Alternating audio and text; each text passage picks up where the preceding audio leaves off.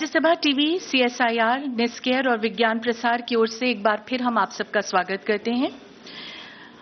अब थोड़ी सी आज़ादी है जहां मैं आपकी सबकी खिदमत में एक शेर जरूर अर्ज करना चाहूंगी जो आज की शाम में बिल्कुल मुनासिब बैठता है कि मौजे गुल मौजे सेहर मौजे सबा लगती है, सर से पां तक वो समा है कि नजर लगती है, लम्हे लम्हे में सिमट आई है गुलाबों की महक, आज की शाम तो खुशबू का सफर लगती है। ऐसी ही खुशबू और कीमती लम्हों का सरमाया है राज्यसभा टीवी और राज्यसभा टीवी के साथ सीएसआईआर, निस्केयर और विज्ञान प्रसार का जुड़ना ज्ञान की अविरल धारा का प्रचार और प्रसार है। ज्ञान की इसी अविरल धारा की कड़ी है हमारी अगली प्रस्तुति, panel discussion on scientific temper, a prerequisite for knowledge based society. मैं आमंत्रित करती हूं chief scientist CSIR Shri Gauhar Raza sahib को और साथ ही हम आमंत्रित कर रहे हैं श्री अनिल काकोदकर जी को, professor R Gadagkar, professor Indira Nath ji और professor Venkatraman Ramakrishnan ji.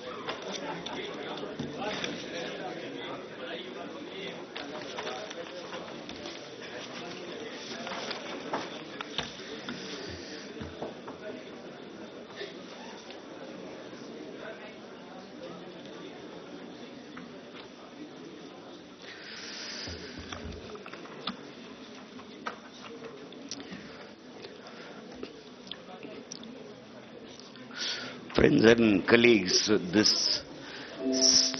second phase of today's program starts now, and in this phase we decided that just releasing the two books is not sufficient enough to call our friends to long distances.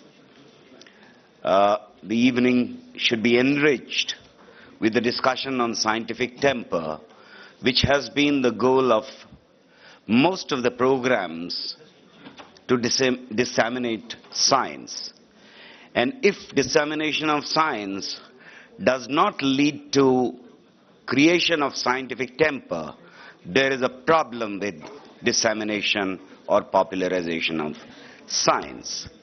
Let me get back to the history that was referred to by Honorable Vice President of the country. Pandit Jawaharlal Nehru wrote a book which everybody knows about, The Discovery of India, in 1946. It was published after he came out of jail. The book is thick, more than 500 pages. And out of these 500 pages, only 15 pages are devoted where he talks about scientific temper along with philosophy. So less than 10 pages are devoted to scientific temper.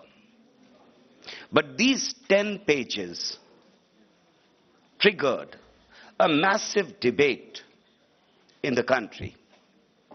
In my opinion, the reason was simple, that these 10 pages were distillate of about 100 years of debate around scientific method, science and technology, the structure that India should have after it gets independence.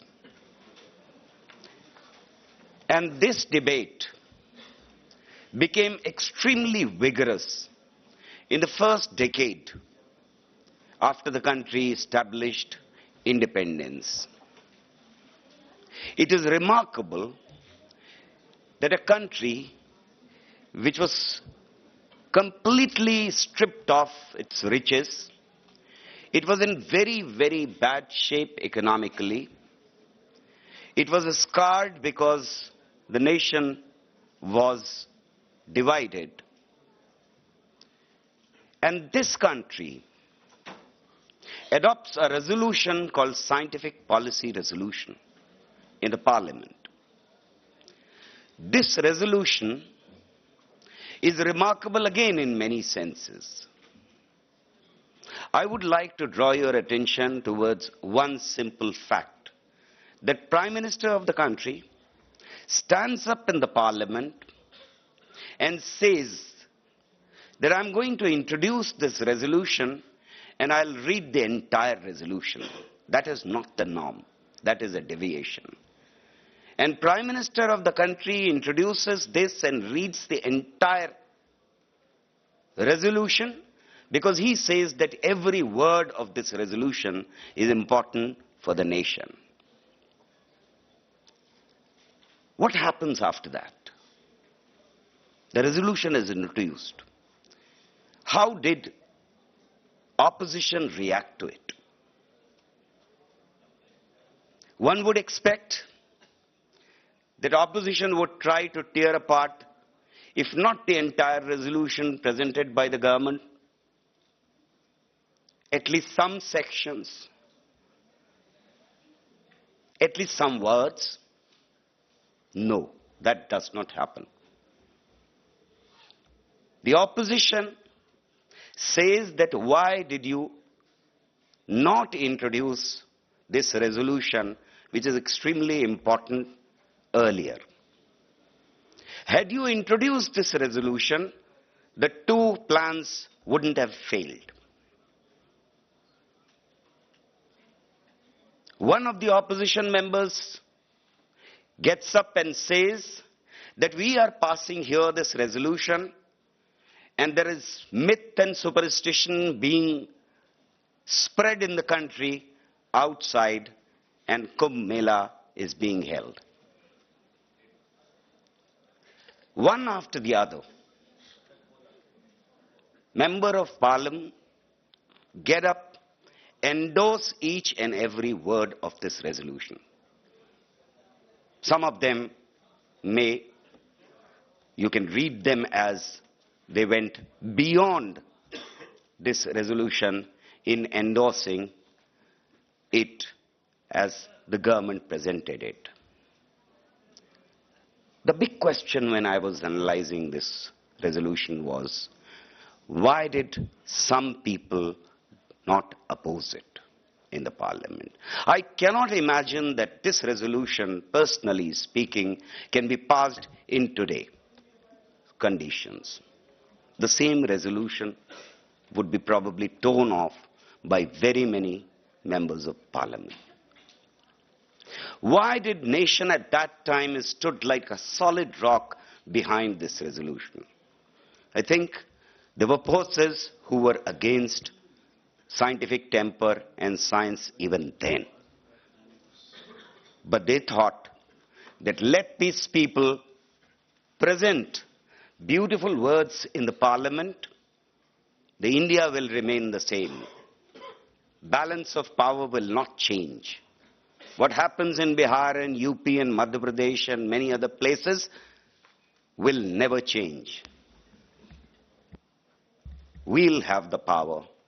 Let them debate it in the parliament.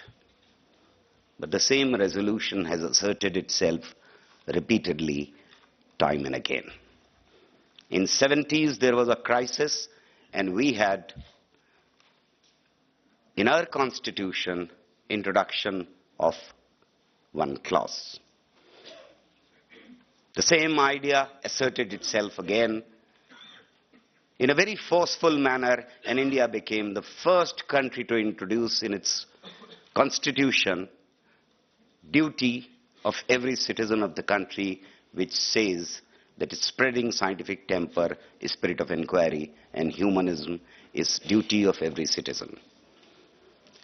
80s again, the nation faced the problem and we have science policy, scientific temper statement, which was debated across the world, and some of my friends are sitting here who were signatory to that statement. I think we are again passing through a very critical time, and it's important to discuss the scientific policy resolution, scientific temper statement, and the whole notion of scientific temper. May I very humbly request Dr. Anil Kakodkar to initiate the discussion.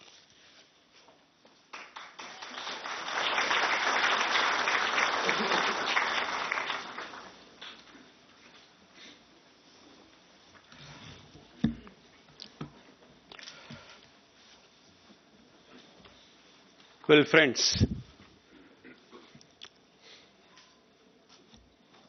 we just heard a very wonderful, very insightful exposition from our Vice President on this all-important topic, scientific temper.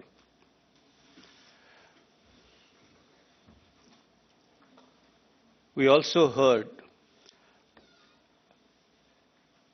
that while we all agree with the importance of scientific temper, while it's a part of our constitution, while it's our constitutional duty, we haven't done much in terms of really imbibing scientific temper, in terms of benefiting from scientific temper, and he gave several broad examples. So I think that, according to me, remains an important agenda for all citizens of this country to reflect on and make progress. Today's discussion has added an additional dimension, and that is the scientific temper being a prerequisite for knowledge-based society. When I was reflecting on this, I have two thoughts come to my mind. One, that we have already recognized scientific temper being a prerequisite for our further development, both in technological terms and in terms of broader humanity. Because that's why otherwise you couldn't have had a unanimous inclusion of this matter in the Constitution.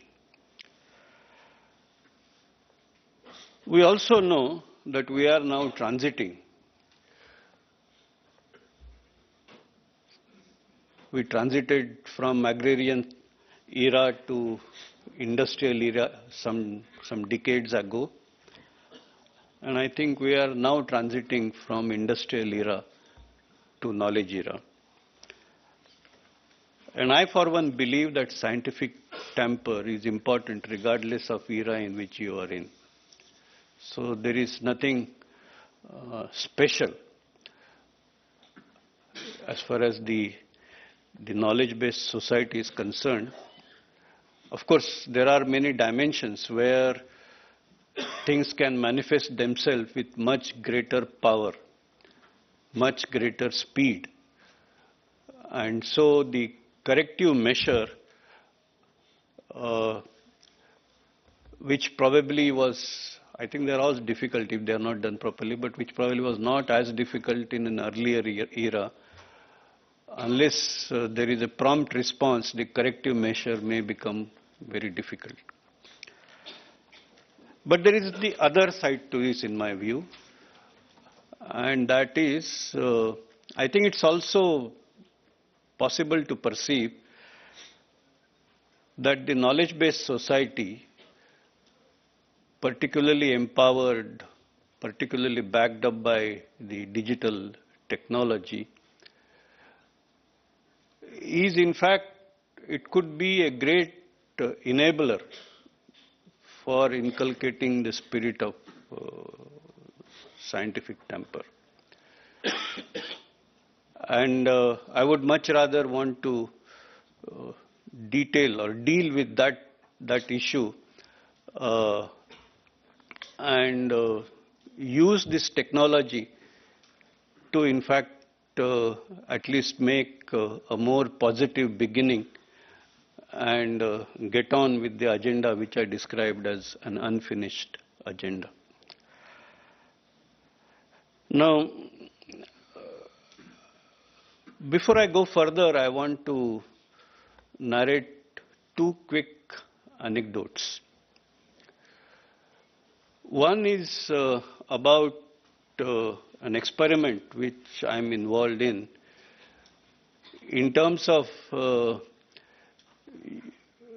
using ICT-enabled methodologies for primary education in rural area. And this is in interior Maharashtra. And this involves only 9th standard students in some 4 or 5 classes. So it's a small pilot. One of the students, a girl in 9th standard, belonging to a backward community, whose parents are actually illiterate. But she is a part of this experiment where she has a tablet, she can access internet, she can get to know the subject or the lesson that will be taught in the school ahead of time. So she participates in, I wouldn't say a real flipped classroom, but at least something which is tending to get that kind of flavor. As a part of her surfing the internet, she came across a news item which was put out by a Japanese newspaper. It probably was around the time we celebrate, or not celebrate, but we commemorate the Hiroshima Nagasaki events. And the news item said that the attack on Hiroshima Nagasaki took place probably because there was civil war in Japan. And this 9-year girl sitting in a interior rural India felt that there is something wrong. So she did more to find out. She read all that she could lay her hands on in terms of people talking, whatever has been written, came to the conclusion that this news item is wrong. So she wrote to the newspaper in Japan that I think what you are saying is wrong. Luckily, those people responded back saying that on what basis you are saying so, and she immediately relayed all that she had downloaded. And the newspaper was good enough to come back and say that we examined all this. 95% of what you said is correct, and we are going to correct our thing. It may not be scientific empowerment, but it's empowerment all right. And it was the awakening of this girl. She didn't say that, well, this is in Japan, why do I bother? She felt there is something not right. She figured out, went to the bottom of that problem. And so the short point I'm making is that in the new digital era, the new digital society, if we conduct our affairs well, I think if this can happen, I think the spirit of inquiry, the attitude of questioning can be made all pervasive, particularly at least among young people, but maybe for other people as well. And so I think it should be a great support or a contributor to building of scientific temper. Let me come to the second anecdote. And this was, I'm sure all of you are, at least, I'm sure all of you are, you will still remember that there was a time, one day in India, in our own country, Lord Ganpati or the idols of Lord Ganpati decided to drink milk. And there was a whole craze throughout the country. It spread like wildfire. Now, this is okay, I can understand this kind of things are happening.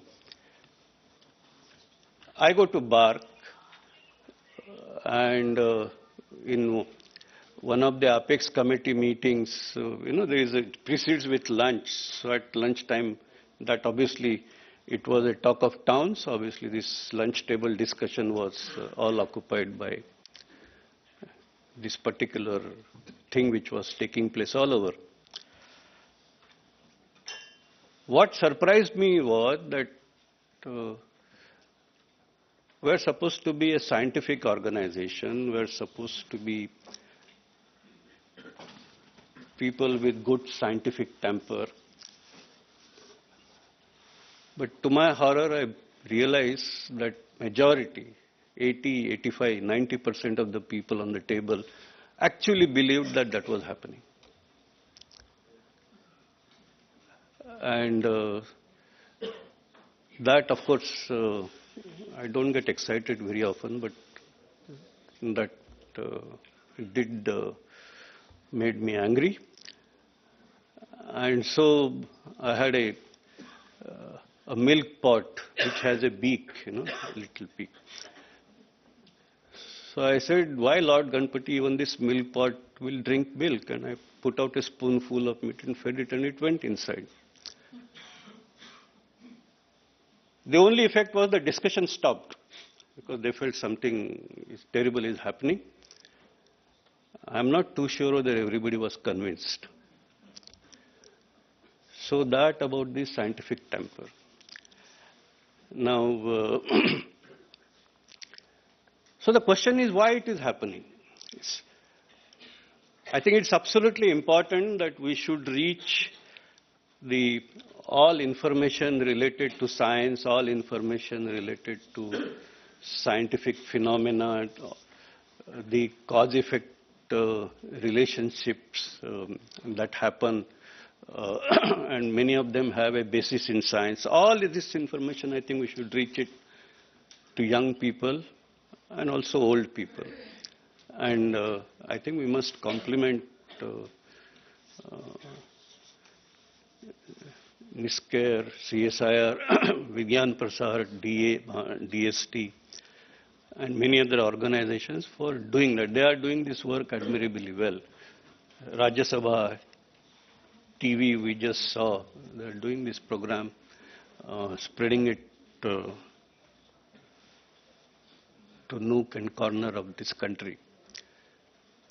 But it's clear to me that that by itself is not enough. I think we have a serious socio-cultural problem, which actually Honorable Vice President did refer to. We don't allow our children to question. Seniors don't like juniors to question, and so on and so forth. So I think it's important that not just in conduct of science, but in conduct of various knowledge-based or knowledge-dependent activities, the way we conduct, the mindset with which we operate in such environments, I think that has to change. And to me, one of the most important thing is rather than these activities being controlled by a bureaucratic structure, they should be much rather controlled by a peer-driven process. I think that's the key. And if we do that in our various activities, now, of course, you need a head of the institution, you need some structure for governance. But I think in as far as the inculcating a spirit of inquiry, inculcating progress on knowledge-related activities in a healthy way, I think this structure should essentially make sure that things are governed, things are directed by the due peer processes and not by anything else. And if that happens, and when I say peer process, I'm not talking about just the group within, but I think there must be also scope for engagement with the group outside. And if you do that, then I think slowly you should be able to see the transformation that in turn would prepare people to sort of address right kind of problems. Today, if I have to do research, I much rather tend to choose a problem which I can, finish within 3 years or 4 years. What is the permissible duration of a PhD? I think the mindset should change to say that this is an important problem, I must solve it, whatever it takes. And that, I think, would change. But you need the right supportive environment for doing so. I was looking at the last point I want to make, and I know you're, but I'll finish in 2 minutes. I was looking at some statistics, and we're very proud. I think last few years, on several dimensions, several parameters related to science, this country has done well. We're all proud of that. I must also clarify that science is a spectrum. Fundamental research all the way up to taking science to society. I belong to a domain somewhere in between, technology. So I was looking at these statistics in terms of, we talk about we must spend 2% of GDP. The question was, what do we do out of that? Whatever we spend little less than 1%. So there was this data put together by some international groups, credible ones, and they looked at how much expenditure we do on science or scientific research and development. And of course their focus was in terms of its translation to something of benefit to society. I was quite surprised to see that in India we spend as much money as countries like Sweden, countries, in fact, United Kingdom, and many other countries spend. So then I said, maybe we have spread these resources thin. Actually, we spend much more than Israel. So then I thought we are spreading these resources thin. So I looked at the per full-time equivalent. What is the money spent? And it looks that of the Indian budget in science and technology, we spend as much money as the best countries spend, perhaps little more. Then why is it that we have to get technologies from these countries? Why is it that in spite of so much of expenditure, we are so much dependent on other countries for technology? I think the same question we can ask in terms of benefit to the society. So I think it's important that we pay attention to building scientific temper within the scientific community. Of course, we should be bothered about country as a whole. But that, I think, the first one which I said is a bigger question. And I think we need to pay much greater attention. And that's where I felt, as I said, that I think we need to reform our institutions. Thank you very much.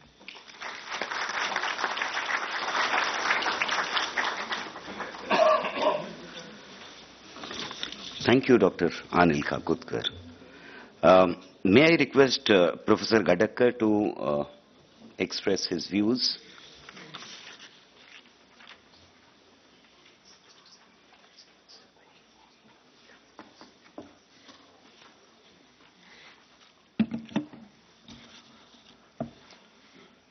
Thank you. I am delighted to have the opportunity to participate in this panel discussion.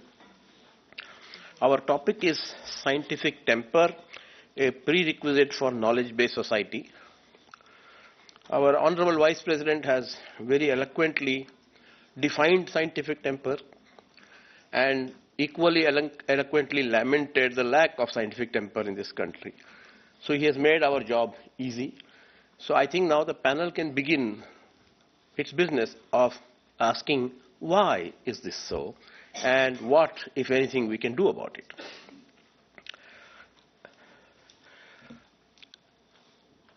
I would argue that for the current state of affairs, namely the lack of scientific temper in our society, both sides are to blame.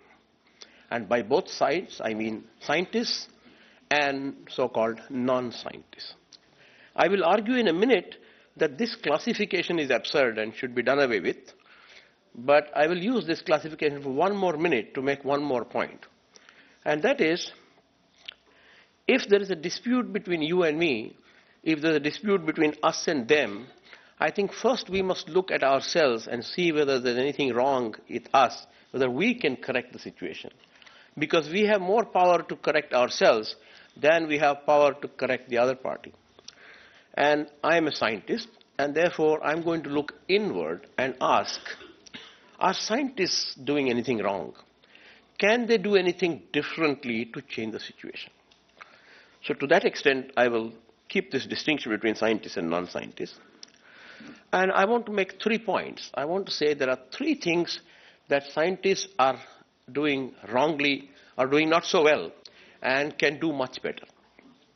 The first is, as scientists, we project science merely as a body of knowledge. Science is a body of knowledge, but in my opinion, that's an incidental point. Science is primarily a set of methods, a toolkit which we use to generate knowledge. That knowledge accumulates, actually keeps changing, is incidental. That is not the main thing about science. The main thing is the method of science, where we use evidence, where we require evidence, where we use logic, where we require internal consistency, and where we are allowed to question everything and re-question everything. That is the method of science, and that is what we are not projecting. We do not teach the method in our schools. We burden our school children with fact after fact. We burden their backs with bags full of books containing facts. But we do not tell them what is the scientific method. How did we come to know something? This is where the problem begins. But the problem continues. Even when scientists discuss among themselves, they are mostly busy giving the products of their research and not emphasizing sufficiently the method by which they did what they did. And I would argue that the method is far more important than the product, because the method is of interest to a much wider group of people than the product is. And we fail to emphasize this method. If you ask a high school student who is past class 10, or indeed his or her teacher, I think they will be hard put to define exactly what the scientific method is. And we need to emphasize the scientific method far more than we emphasize the body of knowledge that science has created. My second point, which I already alluded to, and that is we must do away with this distinction of scientist and non-scientist. I am a professor at the Indian Institute of Science. I have a PhD in science. I teach courses in science. I am the president of the Indian National Science Academy. So by all accounts, I am a scientist. But is that really true? Am I a scientist 24/7? Do I use the scientific methods for everything? The answer is no. I do not use the scientific method when I decide what music I'd like to listen to tonight. I do not use the scientific method when I decide which restaurant I should go for dinner, or what color shirt I should wear for today's program. So we do not always use the scientific method, but at important points, at other points, we use the scientific method. So there is no distinction between scientists and non-scientists, but where we use the scientific method and where we don't use the scientific method. Where should we use the scientific method? If we want to decide whether smoking cigarettes increases the risk of cancer, we need the scientific method. If we want to decide whether a little bit of red wine actually reduces the risk of heart disease, we need the scientific method. If we want to decide how we are going to put a spacecraft on the moon, we need a scientific method. If we have to decide whether or not Indians practiced interplanetary travel thousands of years ago, we need the scientific method. It is perfectly all right for me to say, I like Hindustani music more than Carnatic music, period. Perfectly all right. It is not perfectly all right for me to say that GM crops are bad for us, or indeed that GM crops are good for us. That is where we need the scientific method. So we have to distinguish between where we use the scientific method and where we don't use the scientific method, and remove this artificial distinction that scientists are some magicians, they always use scientific method, and others are dumb, they don't use the scientific method. This distinction has to go. This leads me naturally to my third point, and that is we must create a situation where everybody is a scientist when it is necessary to use the scientific method, and everybody is a non-scientist when it is not necessary to do so. If we teach the scientific method much more seriously than just a body of knowledge, if we remove this distinction between scientists who somehow by magic produce truth and everybody in society is supposed to accept it, then we can create a more democratic kind of science where everybody uses the scientific method when required. So if a child is told that the idol of Lord Ganesha is drinking milk, he should begin to apply the scientific method to ask, first, is this possible? Secondly, what experiment can I do to find out if this is true, rather than just to believe it. So everybody should be a scientist. We cannot have a few people who are scientists and the rest who are not scientists. This distinction cannot work, and everybody has to be a scientist. Therefore, we must train everybody to be a scientist. And if we do that, I think by definition, we have scientific temper in this country. Thank you very much.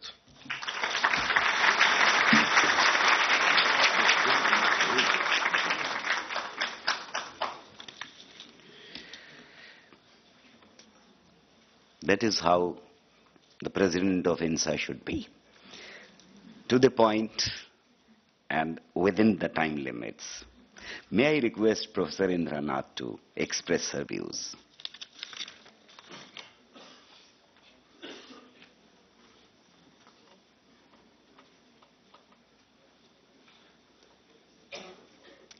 Thank you very much, Dr. Raza. And thank you, Rajya Sabha TV and Vigyan Bhawan. You've made these programs, you've managed somehow to sneak in the scientists into the households of Indian households, which hasn't happened before. And it has been a pleasure for me to participate in those sessions. And I know we've had discussions on scientific temper, and many people across the world don't understand what we mean when we say scientific temper. I remember in the academy having discussions, and when we were making a statement, we wrote scientific temper, and one of the Australian academy persons said, "Why do you write temper? Temper has negative connotation, bad temper, good temper." And we had to explain how Nehru somehow instilled it into our thing, which is now part of the DNA when we use the word scientific temper. I think we can go back and forth and debate as to why we don't, everyone doesn't have a scientific temper. I don't think there is a need. I agree with Dr. Gadagkar that everyone should have it. It's their wish. But there is one thing I feel I would like to encourage the Rajya Sabha TV to do, and that is raise the bar such that we have debates like this, not just people talking for the motion, but also against the motion, and maybe we should involve society and students to come in. One of the things I miss myself is a vigorous debate when we have a new discovery that we hear of from somewhere in India or outside. And that is whether that discovery is real, and is it good, is it bad, and will it help humanity, or is it blue sky? And we don't seem to have those kind of debates even in our universities or even in our academies, I would say. that we have this kind of vigorous back and forth throwing of ideas and having those ideas thrown back at you. And that is something that I think we badly need. And that is not just in the scientific connotation, but also perhaps in the various issues that come up in humanities also. And humanities or even in religion, this back and forth. And India had a tradition. When you look at our go back into our Vedas and Puranas, you had all these debates going on even then. And of course, the famous word argumentative Indian is there. But we seem to be argumentative rather than having a really deep debate. And I would say that this is one of the reasons perhaps why our rational thinking and the spread of rational thinking has not gone as deep as it should. And I'm not even sure that when we talk about our country now still not having scientific temper, that we are right in that. I think there is a kind of rationality that scientists propound, and we expect everyone to then fall into that rationality. But each subject has its own discipline and its own rational thinking. And I think we need to converse more with those people. And the older I get, I realize that we're missing out a lot by not having debates both in the scientific community as well as outside of the scientific community. I would say that Rajya Sabha TV has been able to, as I said, sneak us into the households of Indian homes. And perhaps we could now bring in debate as one of our knowledge-based discussions that we have in these things. We see debates very often on Rajya Sabha daily, and we see what decibel levels they reach sometimes when we watch our parliamentarians. And I can assure you that the scientists, when they debate, perhaps the decibel levels may be lower. But still, I think we need to have these debates, and I would say that that would be very useful.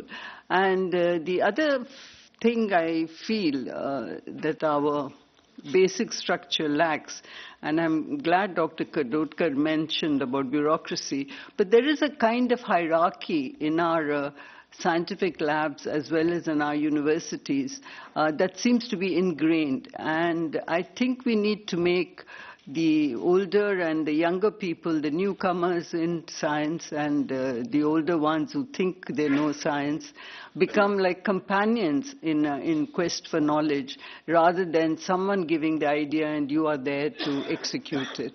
And then the arguments and debates can start. Because unless the students also feel that they're part of that endeavor, that discovery, and can argue back with the mentor or with the senior scientist, I don't think we can have this ingrained. So people will use it as a technology to get a degree or to get a job, but not really imbibe it. So sometimes science is worn like a white coat in the lab and then discarded when it doesn't suit. And I think that's why perhaps science hasn't gone in that much. The other thing I notice, as I said, is, this is the first time science has come into the public domain through Rajya Sabha TV. And maybe we haven't had, the scientists have been rather isolated and haven't really gone into the public and to be able to tell them why they think GM food is good or bad, or why a certain discovery is going to harm you or be good. And this kind of a discussion we don't have, and we don't have enough social scientists to come back and argue to us. And same thing happens in healthcare. When you want to introduce an immunization, all kinds of superstitions spring up in the in the rural areas, and they think the vaccination is meant to harm a particular community, or all kinds of conspiracy theories come out, and we don't seem to be able to overcome these fears. And this is where I think we need to talk more and more to the public and the social community as well as the humanities to be able to convey our kind of rationality, which we call scientific temper. And this is where it is interesting that even the kind of, Indian Jugaad system has now become almost global now. People use the word Jugaad, and our people are very good at it. And yet these are so-called illiterate, so it means they have a lot of functional literacy, and so much of functional literacy there is in this country, and we're not taking advantage of that to convert the Jugaad into really innovation, true creative innovation. And these kind of steps, I think, if I look at it, it's almost as if we are evolving socially, and we have to make this transition now from the Jugaad to the real creative innovation. And it is an exciting time, actually, because when you see it, we have evolved and we have brought all these changes. And it's just that we as scientists seem to think everybody must think like us. What we really mean is everyone should have rationality and not just believe in superstition. And so it is perhaps up to us through various media to convey this to our public. And the public as an audience, I think it's a bit tricky, and I guess many of us are very worried and frightened we may be misunderstood. And therefore, that is the reason I think scientists don't want to be in public eye. And certainly our TV, the other channels in the TV hardly talk about science or talk about discoveries that will impinge on society. And the print media at the moment in India is in a vacuum also regarding science. And so unless you're in a field like Dr. Kakodkar or the ISRO people, where people can actually see the satellite going up and rockets shooting off, which is a very exciting thing, they cannot understand the other discoveries that are happening. And I think it's up to us really to convey what we think is our way of rational thinking, and to debate whether this rational thinking would be useful for all sectors of society. And I think really it's debates that I would push for in every area of thought. Thank you very much.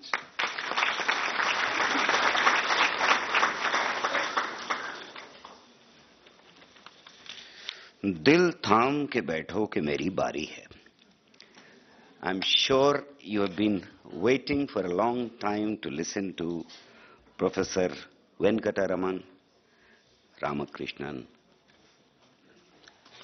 And I'm sure that a new breeze of ideas will flow from Royal Society to Indian Science Academy and to India in moments to come.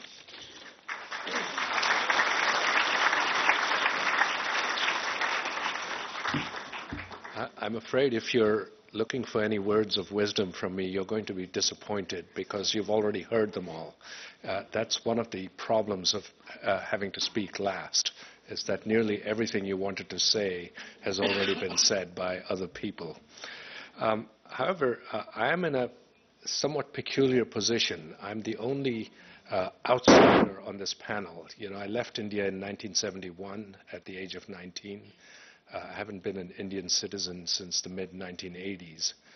And this puts me in a particular position which has both advantages and disadvantages. The disadvantages, I'm not really familiar in detail with what is going on in India and what the actual situation is, because I haven't lived here for more than 40 years, actually 46 years. But the advantage is it means I have a fresh look. I have an outsider's look. I have no agenda.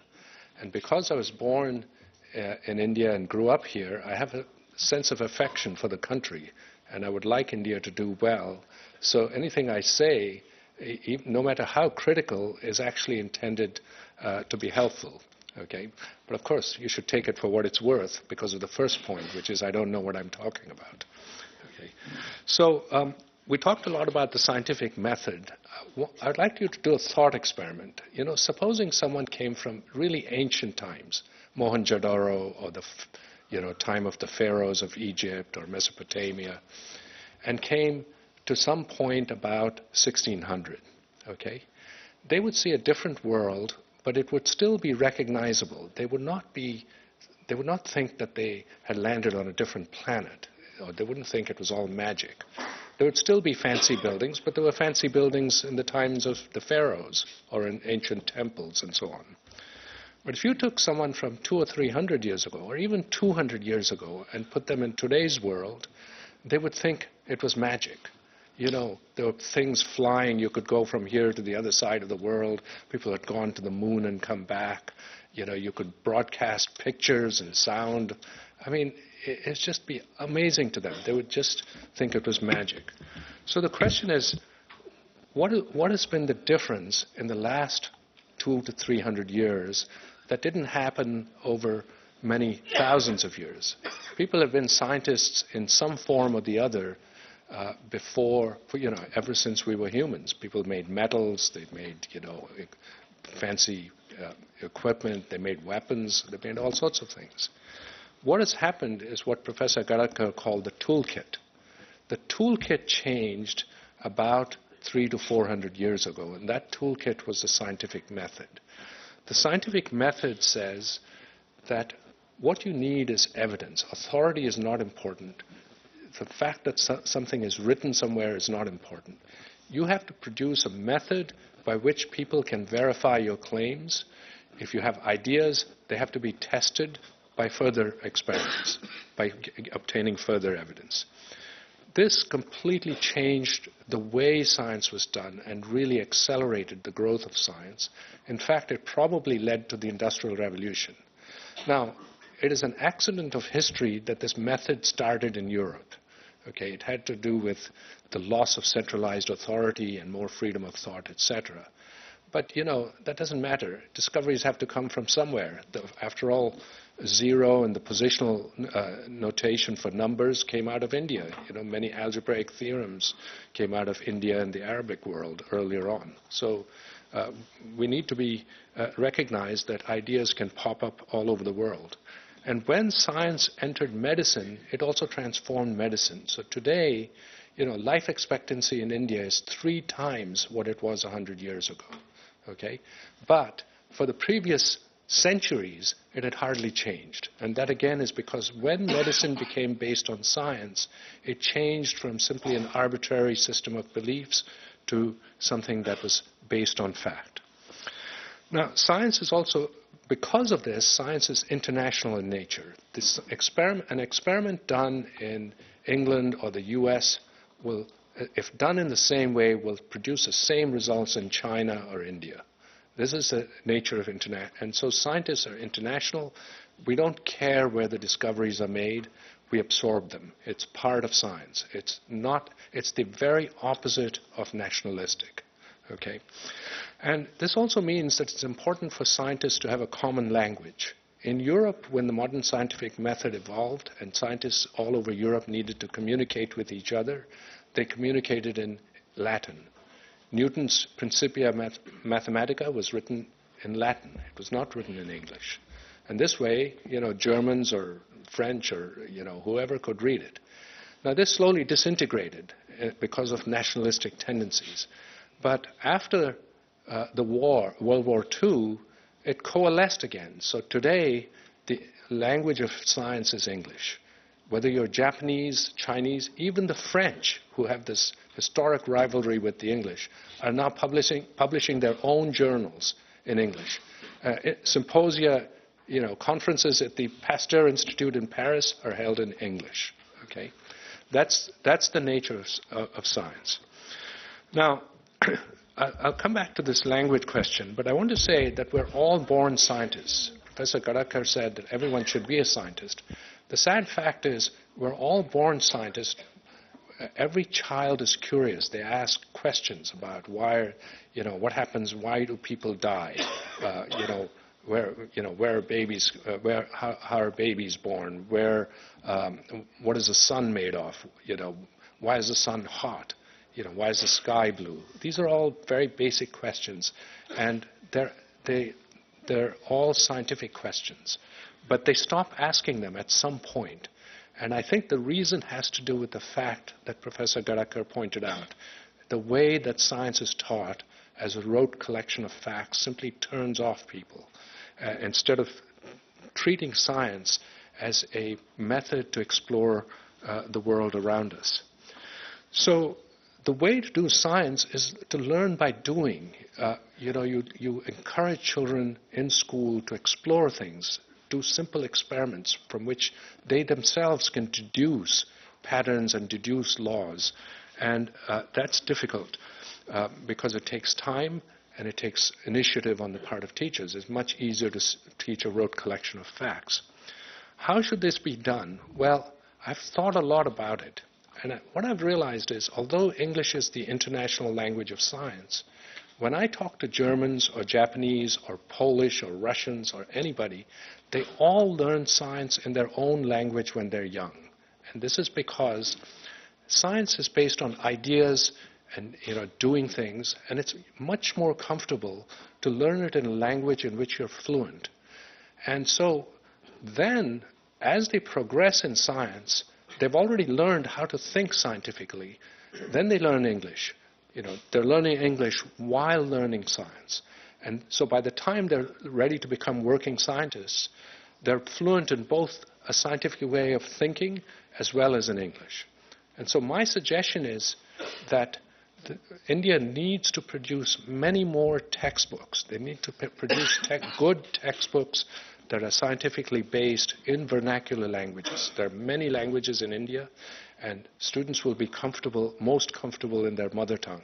Not all of them are going to belong to the middle classes who can afford to send their children to English medium schools.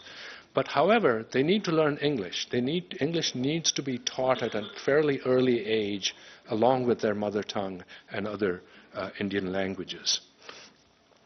Now, why should everyone be a scientist, as Professor Gadagkar said?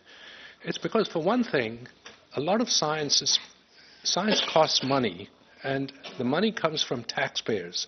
So it's really their money that's being spent. And they need to know, is this spent wisely or not? And to do that, they need to have some basic idea about science. Also, the major issues, we've talked about GM crops, climate change, vaccination. It's amazing to me that India, a country that should be very proud of eradicating things like smallpox and more recently polio, this is again becoming an issue. And it's partly an issue because the neighboring countries have, had this issue. And so, the scientific method and thinking scientifically and rationally is quite important to address, for the public to decide rationally about these kinds of issues and to be able to look at the evidence themselves and not be swayed by vested interests, either one way in, for example, corporations, or other ways by people who are simply anti-progress and anti-science in every form. The final thing I'd say is that rational societies will always perform better. Europe did not have a better standard of living when the British began to colonize India. They were almost comparable. Now, people attribute the increase in standard of living in Europe to colonization. I think this is nonsense. It actually has to do with the fact that the scientific method and the Industrial Revolution happened to happen in Europe. Now, you can see that many other cases. Singapore, for instance, has dramatically improved its standard of living. East Asia, Korea, Japan have all improved their standard of living by becoming more rational and scientific-based societies. And so if one wants to progress economically and advance, there's really no alternative but to become a rational, evidence-based society. The final thing I would say is that the interference of politics and other things into science has always been detrimental. Dogma of any kind interjected into science has dragged down societies. I'll give you two examples. Germany in the 1930s started to become very nationalistic about science. They would talk about how Aryan science was superior to Jewish science. And, you know, they drove out some of the greatest scientists in Germany. They all had to leave and go off to England or to the US. The result was German science, Germany, which was at the pinnacle of science up to 1930, eventually, you know, almost ended up destroying German science. And it took German science many decades to recover, and today it's once again at the forefront of scientific countries. A second example was another kind, communism injected into science. Lysenko, because of communist ideology, was against genetic methods and Darwinism, and he suggested that, you know, all of this genetic stuff was nonsense, and this held and he even applied this to crops. And this held back Soviet agriculture and Soviet biology. It did not recover until very recently, until just a couple of decades ago. So any time politics and dogma interfere into science, it actually brings down the country as a whole. And this is a lesson that we must keep in mind. And so with that, I would say that India is at a crossroads today. India has a constitution that says that you should develop a scientific temper, but there are elements which want to interject non-scientific ideas into science, and one needs to ask, is this a sensible thing or not a sensible thing? And is this something that, you know, scientists should do something about? So thank you very much.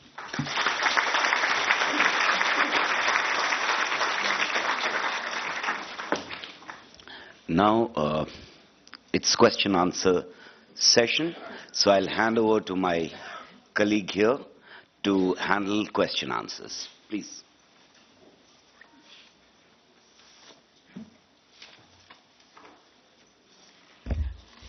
आप में से जो भी सवाल पूछना चाहेंगे, आप जी, कुर्बान साहब.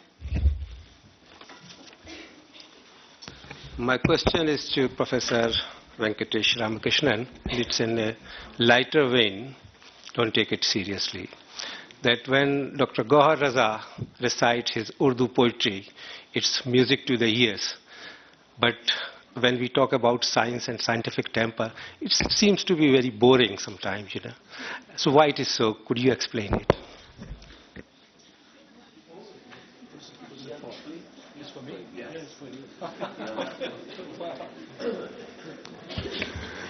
You know, I have to say, there are times when, you know, when I listen to ghazals, it's also, you know, more pleasant than reading a paper. So, you know, I can't blame them. But I think partly it has to do with with the way that science is presented, as we heard, as a dry collection of facts, rather than as a process of discovery. And I think scientists need to really talk not about, you know, what their finding is, but first of all, why did they even want to discover it? What was the goal? How did they proceed? What were the problems? And, you know, how did they eventually end up discovering, you know, what was the proof of their result, and so on. So if they, you know, give to the public a story, you know, it's like a story, you know, you have a quest, and, you know, how you go about it and all the struggles, and then, you know, how you achieved your goals, then it's like an adventure. It's an adventure story, and then it can actually be quite interesting.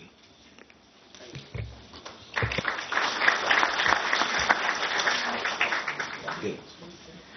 Please identify yourself. I am Ahmad Raza. I am, in fact, Gohar Raza's elder brother. But I am otherwise a scientist. I would like to know... identify the person who should be answering your question. Yeah, I have a question for Professor Ramakrishnan. I would like to know that India is very vehemently pursuing this Ayurvedic, Siddha, Unani medicine and homeopathy. I have read his opinion about the homeopathy, but I would like to know what does he think about Unani and Ayurvedic and this kind of medicines? Because it is very much prevalent in our country, and people, though, are understanding that allopathy is the answer, but they are still depending on this kind of So medicine. the first thing is that modern medicine is not fussy about where its cures come from, okay? And let me remind you that this year's Nobel Prize was given to a Chinese woman who used Chinese traditional medicine and isolated an active ingredient called artemisinin, which has saved millions of people from dying of malaria, of drug-resistant, chloroquine-resistant malaria. So, these traditional medicines were based on empirical observations that, certain, herbs or certain substances had the ability to alleviate symptoms. My suggestion is that just as was done with artemisinin, all of these things could be put to a scientific test. First of all, you test these things to see, are they really working or not? Because as we know, the placebo effect is very strong. Some of them may not actually be efficacious. Other things may actually have very useful properties. And if they turn out to have useful properties, then you can further investigate and see, is there a single active ingredient or is there some combination of active ingredients?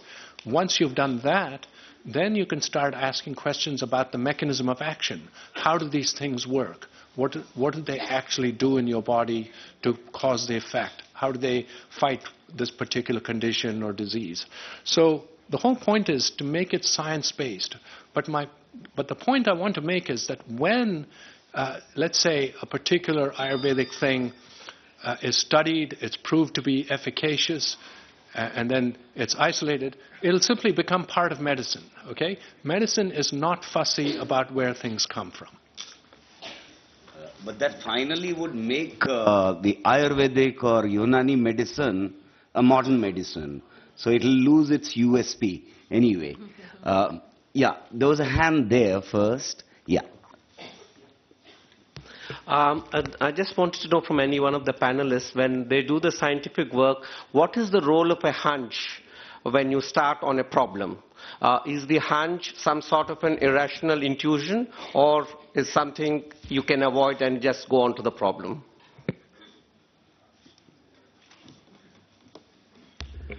There has been considerable discussion about this, and there has been considerable misunderstanding about this. And the reason for the misunderstanding is the way we write scientific papers.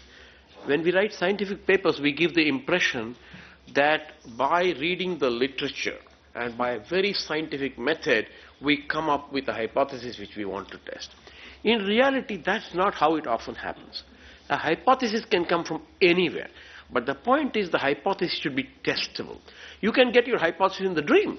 Or somebody can tell you, it could be anything, it could come from mythology. But the hypothesis should be testable. And therefore, if it is testable, it doesn't matter where the hypothesis comes from.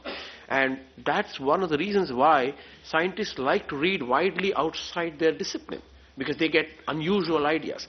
So it is not true that the hypothesis has to come from science. It could come from anything, but it must be testable. Yeah, the lady there.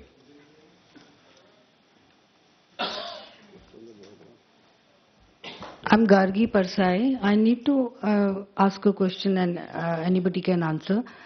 And that is that when science is caught between, say, corporate interest and NGO interest, as in GM crops, who should be the arbitrator? And it's just not in India. It's all over the world. Many European countries are banned. America accepts it. So can you be insulated from political and corporate pressure? Or who should be the arbitrator when science is caught as it is caught today in the case of GM crops?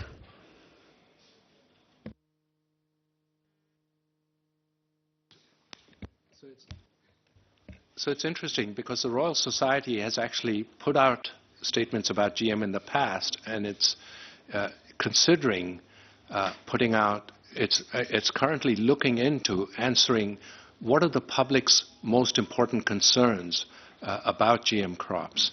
My view is that scientists should lay out the evidence for GM or, for the issues around GM, not for or against, but for the issues surrounding GM. What is the evidence about whether something happens one way or another in a way that the public can understand? And then it's for the public to make up its mind based on that evidence. And so this goes back to science. Science is not about authority. No one should listen to someone because they're a famous scientist, and no one should listen to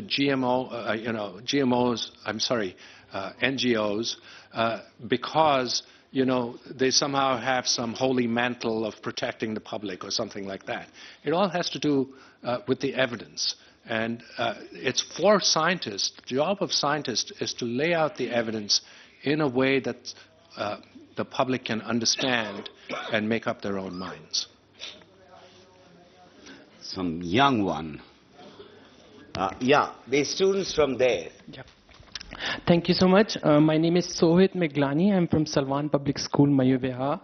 My question is that from the starting, I have been listening to all the arguments that have been put forward. I've just come to know that we are not having the scientific productivity that we are expecting from our experiments and from our interests. And as it happens, a few days ago, my mother, who is very much into psychology, she tells me that any work done without integrating ethics into it, that work is not really very successful. So my question is specifically to Professor Venkatraman, that, sir, have we at some point of time, not just today, just like 7 to 10 decades ago when scientific revolution was about to start, have we at some point of time forgotten bioethics? Have we just forgotten how to integrate bioethics into our experiments? Like experimenting on organisms, and we experimented on so much rats, so much organisms, and we are harming the biodiversity as well. Not just biodiversity, all the organisms that we are testing. If we talk about RDNA or the biotechnology, we're basically talking about testing it on rats or on cows. So I think you. Yeah. Just. Possibly ask some of the Indian scientists, because it's you're referring to a problem of bioethics in India. Is that right? Yes, sir. Yeah. So I think you should. Ethics is very much part of the scientific endeavor in which what you're talking about. All institutions have to have ethical committees, especially if it's human, if you're trying out drugs or vaccines or something. We have to have permission from ethics. Then biology, again, has bioethics. You have to go through before you do an experiment in mice or rats, so they're small. These are all now institutionalized committees. And at the highest level, you also have for DNA, etc., a national committee. So very much, the ethics is very much part of scientific endeavor. That doesn't mean it doesn't get misused, but actually there is a system. The lady there, and then Mohan, and then Good morning, sir. I'm Jyoti Mavik from Delhi University. As Anil sir pointed out, that we as a nation spend a lot of money on science, and we know that we are not able to produce potent scientists. We do have scientists, we have scientific temper, but it's like a very known fact that it's not possible to research in India. If you want to go further in scientific field, if you want to become a scientist, you need to go out of India. Then why is it that we are not able to connect these chains? We are spending money, but we are not producing scientists. Why is it so? I think this is a question for the president of INSA to answer.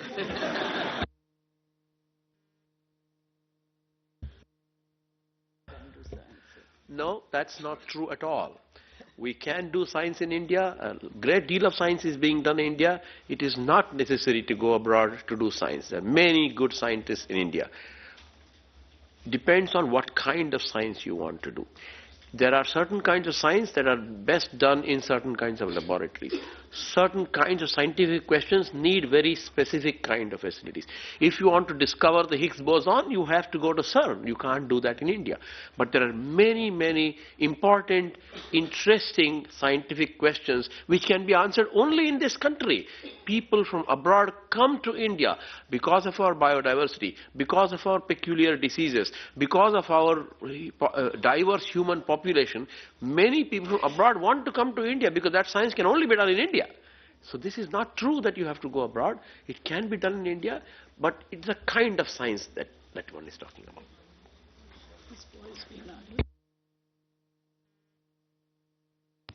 Dinesh Mohan from IIT Delhi.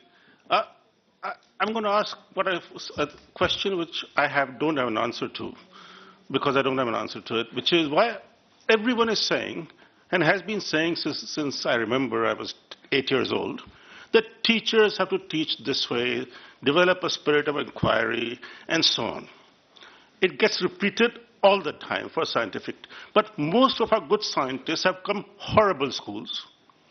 They've gone through the rote method. I myself have had horrible teachers. So I think we are barking up the wrong tree. And we are not really addressing the question on why should people, as normal human beings, do what we think should be doing. Have any of you, some of you must have had horrible teachers, and at least one of you must have done things by rote when you were a kid. How did you become a good scientist?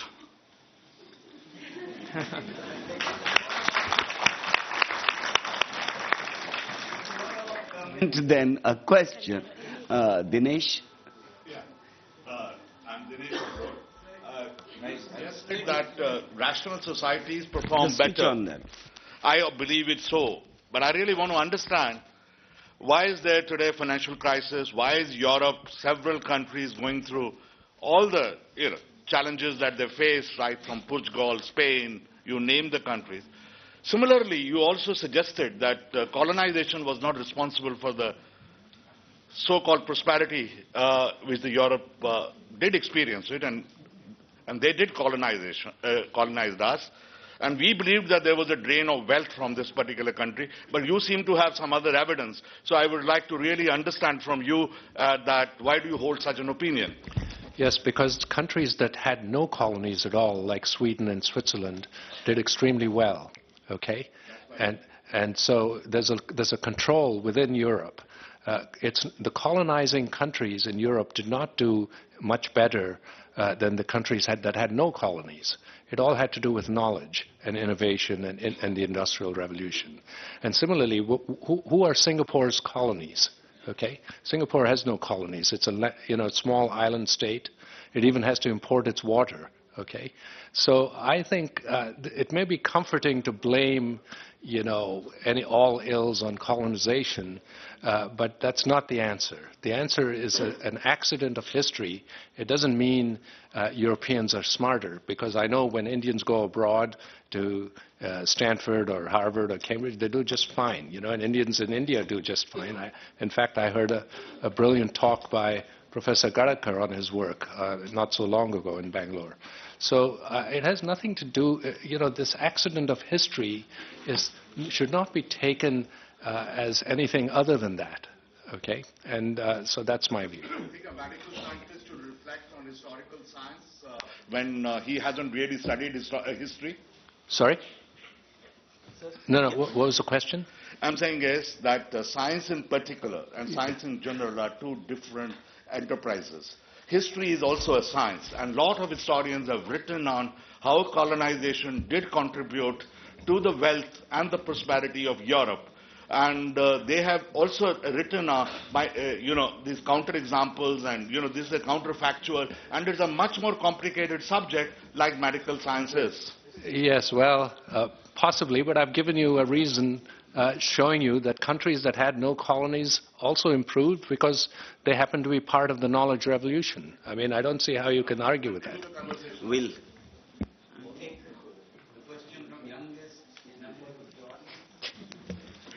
I myself experienced this in the school, that the teachers do the experiments in class, but in fact the students should do it. Then what can we do about it? The experiments should be done in the 6th class only, not in 9th or 10th.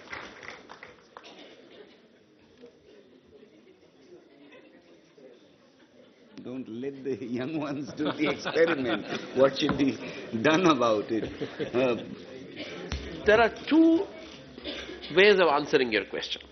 The normal way is to say the reason why the teacher does the experiment and the students cannot do is because the teacher has very limited resources. There is resource only for one person to do the experiment and there are 50 children, so they have to watch. We don't have the resources to do 50 times the experiment, and therefore we should invest more money, etc. This is the normal answer. That's not my answer. My answer is students can do experiments which teachers cannot do. You can do experiments in the garden, you can do experiments in your home, you can do experiments in the kitchen, you can ask questions, you can be curious. You have a level of curiosity which your teachers have lost. They don't have it anymore. So you can do experiments which your teachers cannot do. And you must develop ways of doing that. I actually thought of another counterexample the other way to the gentleman's question, and that is Spain. Spain had lots of colonies all over South America, but did not take part in the scientific revolution and remained a poor and backward country. And it's only now beginning to catch up with the rest. So you see, colonization does not really lead to wealth in the long run. It's innovation and science and technology create far more wealth than you can generate by colonies. They may have impoverished India. That's a different question. The last statement of yours is a fair one. Yeah. That we do need science. Hold on. Yeah. Hi, my name is Prateek, and I'm a first-year student at Ashoka University. So I have two questions, and it can be answered by anyone on the panel. So the first one is, the topic for discussion today is scientific temper. But there has been a long debate in the philosophy of science, at least, as to what exactly constitutes science. It has been known as the demarcation problem, and many philosophers over time, since Popper, Kuhn, and etc., have tried to demarcate exactly what science is. And some of the panelists mentioned that it is actually the scientific method which constitutes what science is. But there have been philosophers such as Paul Feyerabend who have said that the scientific method is not fixed. And he actually argued for scientific anarchism, saying that a specific method destroyed the creativity which was required for science. So I would like some comments on that from the panel. And the second question is, I recognize that all of you have elaborated on the importance of the sense of doubt on questioning in science.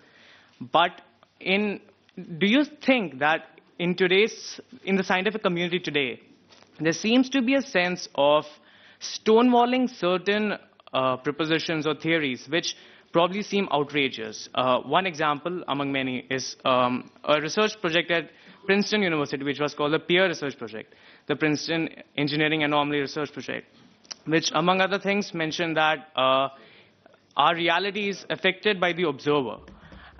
But it ran from 1975 till something like 2006 when it was closed down. And the person who ran it mentioned in an interview that none of the major scientific journals, despite repeated requests such as Nature or Science, ever actually took them seriously. And most of the criticisms had been offhand, that the proposition was too preposterous. So do you think this is a challenge that the scientific community must face? So some questions on that. Some comments on that, sorry. Professor Indira Nath. Yeah, it's a bit tricky. No, I know the philosopher's view, and I agree partly that science is another kind of philosophy. The thing about science is it's probably reproducible. You know, a statement, a work, a result that comes out should be reproducible in other people's hands. That's one of the, I think, strong criteria there. Whereas in philosophy, you can have different views that others may not agree with. So there's actually evidence-based. The other thing about reality, I thought, I'm not a physicist, maybe Venki can explain this, but I thought physicists did believe that even observation can change the evidence, isn't it? That observing a particular action or doing an experiment can itself affect the result. I thought that's part of the physics, isn't it? Yeah. I mean, that's Heisenberg. Yeah, Heisenberg principle. Yeah. No, so I have to say, I'm one of the people who doesn't agree with Popper's view of science, which is his idea is that you have to have a hypothesis which has to be falsifiable, and if you're not working on a hypothesis-based, experiment, then it's not really science. And the reality is, science works in a number of ways. We've talked about how science is often based on a hunch. Sometimes there is no hypothesis. Somebody decides, I'm going to try this and see what happens. Okay? But the process is scientific in the sense you provide evidence for what happens, and it may lead to new ideas, or it may simply lead to new knowledge. So, would you say that the structure of DNA was an important discovery? I think almost every molecular biologist in modern times would say it's one of the greatest discoveries of the 20th century. What hypothesis were they testing? They weren't testing any hypothesis. They knew DNA was important, and they wanted to find out what its structure was. So I think there are different ways of doing science, but the scientific method simply says that, everything you state has to be based on either evidence or ideas that come from evidence. If it's an idea, then it has to be proposed in a form that can be tested. So, for instance, out of the structure of DNA, there was an idea, which is how replication would work. And that was then tested, that the two strands have to separate, and each strand is then used as a template to make the complementary strand. That was tested by Meselson and Stahl. So you can see there are both kinds of science operating to move things forward.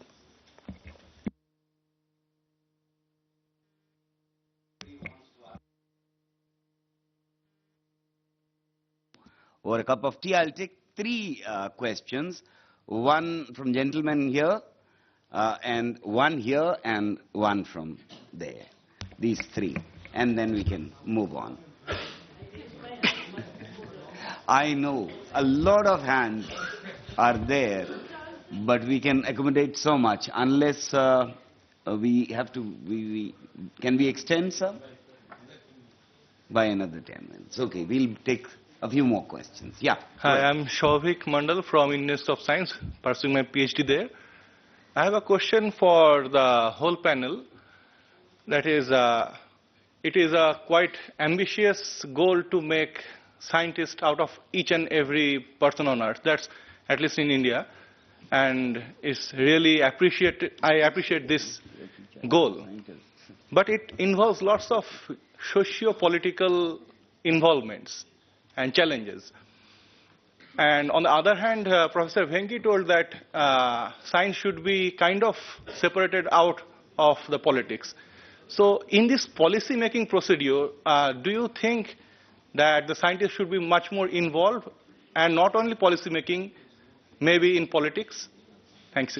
And my second is a comment to Professor Kakodkar, that could you please, sir, humbly, that's my humble request, that give the data on where India spent more money on science rather than UK, because I just Googled and I got from the website of government of UK as well as India that for last 2 years, we have not. Maybe they are wrong. Thank you. Yeah, please.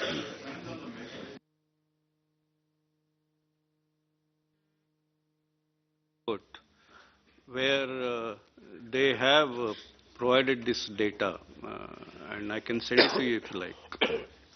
It's there for all countries. It's an IMF along with, I think, one or two more organizations. But with a quick check, just it needs 3 minutes, I just found that from the government website itself. You give me your email, I'll send it to you. This can be checked later on. Thank you, sir.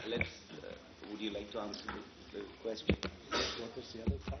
Repeat your question to me. My question was that since making scientists out of each human being, each child, and it needs lots of socio-political challenges to and remember. My view is that, I mean, it's not for everybody to become, get into politics. Some scientists might, and, there have been scientists who have gone into politics, and others haven't.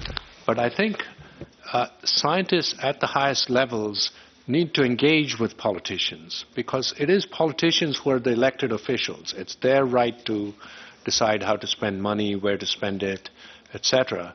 And so it's for scientists to engage with politicians and sort of, have a discussion and tell them what science is about, what is worth funding, what is feasible now, what is not, and have this sort of exchange of ideas so that politicians end up becoming better informed.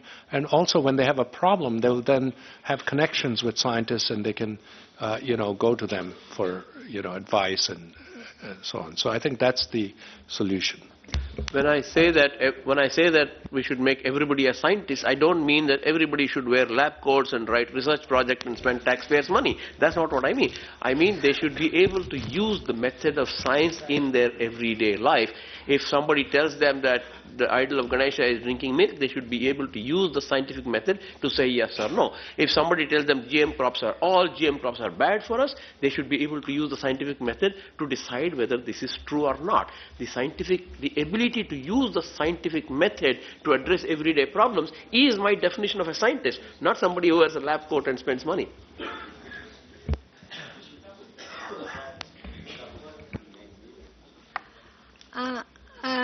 I'm Archita. I'm a science journalist. My question is about presentation of science in scientific journals and its jargonization. So, as a science journalist, personally, when I go through journals across all subjects, I feel almost every paper could have been written much more simply. So the reason behind this and what are national as well as international bodies doing about it to make things much simpler for at least increasing the audience of scientific journals also. International as well as national bodies, so INSA as well as Dr. Ramakrishnan, Dr. Gadagkar. So, society first. You are the guest. So actually this is a worldwide problem. I often joke that if I ever have trouble sleeping, I start reading a scientific journal. And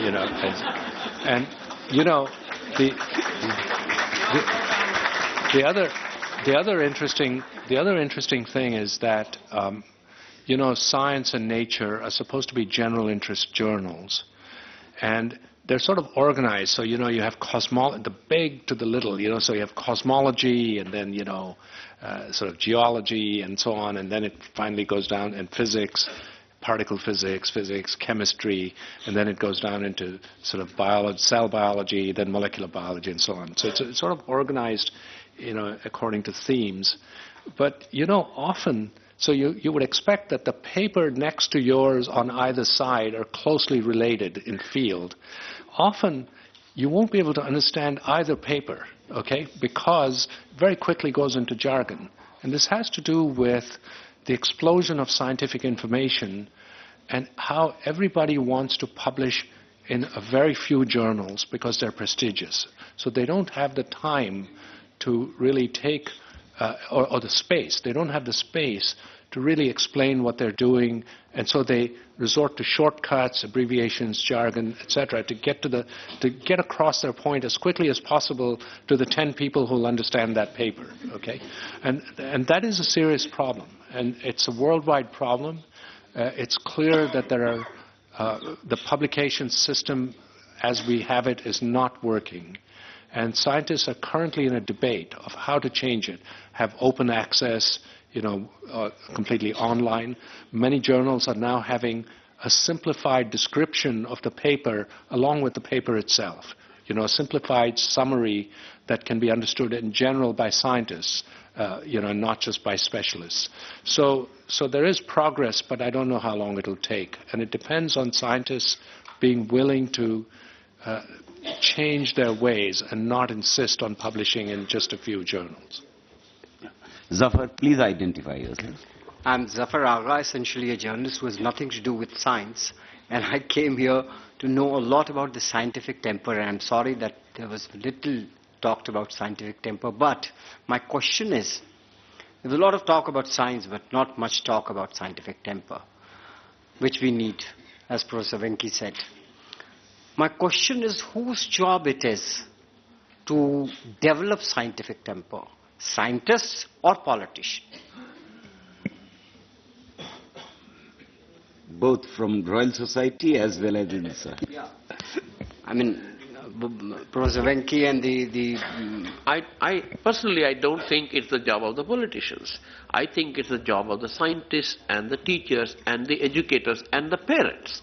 It's not the job of the politicians. It's our job to instill scientific temper in politicians. They cannot spread scientific temper. Scientists have to do this. Educators have to do this. What Nehru did then? He was a very unusual politician. I wish they made more of such politicians, but they don't. My point is that science cannot be isolated completely from politics. But I think this gets back to the notion that scientists should be engaged with politicians. They should be, educating politicians as well as listening to them. It's not a one-way traffic. They need to understand what is it that government wants from scientists, and then they also need to let government know what is it that science can do at this particular point about this area or that area.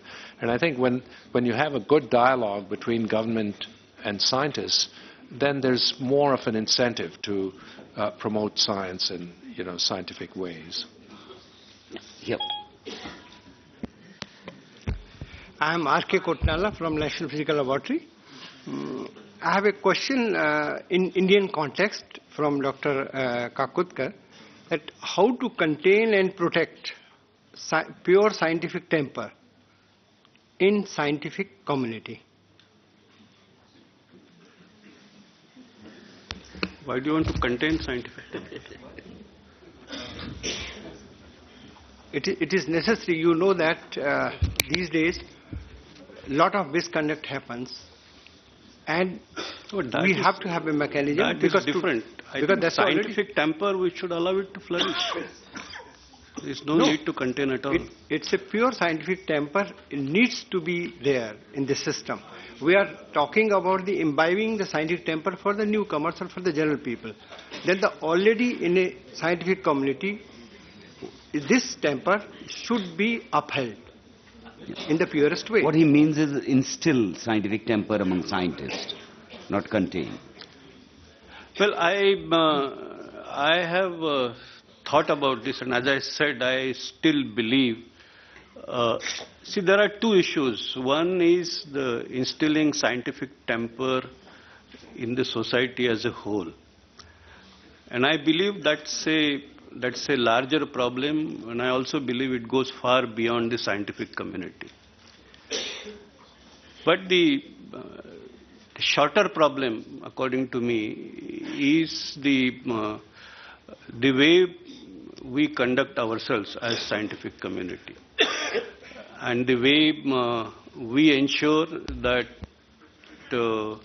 we maintain in ourselves the highest standard of scientific temper, and also the way we kind of groom young people coming into science to also pursue that kind of those kind of standards. Now, this to me is about nurturing and maintaining good institutions. And if you are able to do that, I think at least within the domain of science, you should be able to do. And that will actually set an example. But I still feel that kind of instilling scientific temper in the community as a whole on a universal basis is actually as important an issue or as big an issue as kind of ensuring a right value system in the society. Correct. So that's a larger problem. Yeah. See, science has been able to explain many natural phenomena, and there are certain established scientific truths. But there are many more areas where science has not been able to say whether this is correct or not. There are many hypotheses which are still not either proved this way or that way. So, in the same way, there are many practices which are being followed, but there is no scientific experiment to verify whether they help or they don't help. For example, take idol worship. Many people worship God. Now, there is no scientific evidence that this doesn't help at all. Our space scientists, before every launch, go to Balasaheb, and it helps them. That they believe. And I have seen many scientists, for example, take this example or take another example. Some intuition comes. Many scientific ideas came through intuitions. They didn't come from large laboratories working in large. They were at times there were no large laboratories, and many scientific inventions were done at that time. Now, if you say, that thinking all these things is bad, it is superstitions, and maybe at some stage, maybe 100 years or 200 years hereafter, you may find some substance in them. So, blocking such ideas and such entire thing... Can you ask question, please? Calling them as a superstition to how far this is correct. Because you have not been able to disprove them. You have not been able to find an experiment to disprove them. My view is if something is not a thing that you can do an experiment with to test, it falls outside the range of science, outside the realm of science. But will that so it has fall really nothing beyond to do with scientific temper? Will that be called a superstition, or that is some area which is yet to be explored? You can call it a belief if you like. I would say a superstition is more where it is an area where you can test, and the evidence is against it, but nevertheless you believe it. That I would call a superstition. If it's an area where you cannot test it at all, then I would simply say it's a belief. It's not a scientific belief, but it's simply a belief. Okay? So there is a difference. The difference is when you believe something that people have shown that there is no evidence for, and by a way that it can be tested, and you continue to believe it. That I would call a superstition.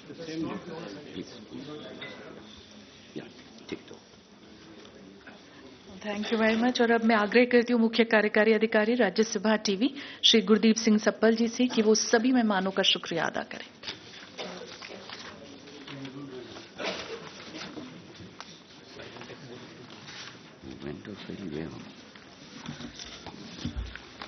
Delivering vote of thanks is often a formality, but today it is not.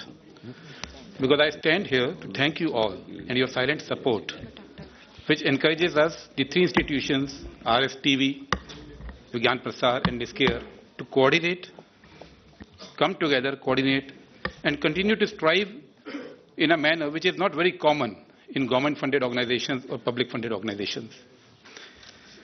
In RSTV, we believe that any resource spent on science communication is well spent.